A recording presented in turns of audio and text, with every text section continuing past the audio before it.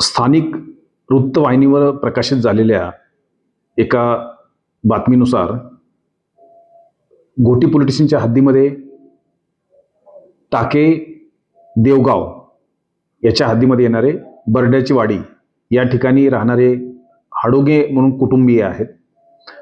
त्यांच्या कुटुंबापैकी काही मुलं ही बाहेर इतर ठिकाणी विकली गेलेली आहेत अशा स्वरूपाची ती बातमी होती. या बातमीच्या आधारावर पोलीस स्टेशनचे अधिकारी आणि आम्ही सर्व त्या ठिकाणी जाऊन प्रत्यक्षात चौकशी केली. ते सर्व कुटुंबीय यांच्या बाबतीतली माहिती घेतली. कुटुंबामध्ये एकूण 12 मुलं आहेत. त्यापैकी एक मयत झालेला आहे. आता 11 मुलं आहेत. त्या 11पैकी 3 मुलं हे 3 ठिकाणी वेगवेगळ्या कुटुंबाकडे सध्या दिलेली आहेत.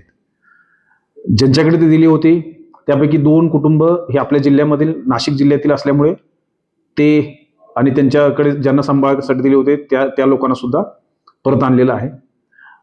एक जे ठाणे ग्रामीणच्या हद्दीमध्ये होतं त्यांनाही रात्रीच घेऊन आलेलो आहोत. आणि आता संपूर्ण कुटुंबीय 11 मुलं, आई वडील आणि 3 मुलं ज्यांच्याकडे दिलेली होती ते सर्व हे आमच्या घोटी पोलीस स्टेशनला आहेत.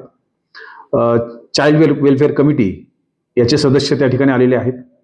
आणि हे संपूर्ण प्रकार काय आहे, कशासाठी मुलं दिली होती, त्याचा उद्देश काय होता याबाबतची सविस्तर चौकशी ही चाइल्ड वेलफेअर कमिटी सध्या करत आहे. त्यांच्या चौकशीनंतर जो अहवाल प्राप्त होईल त्यानुसार पुढील कारवाई करत आहोत.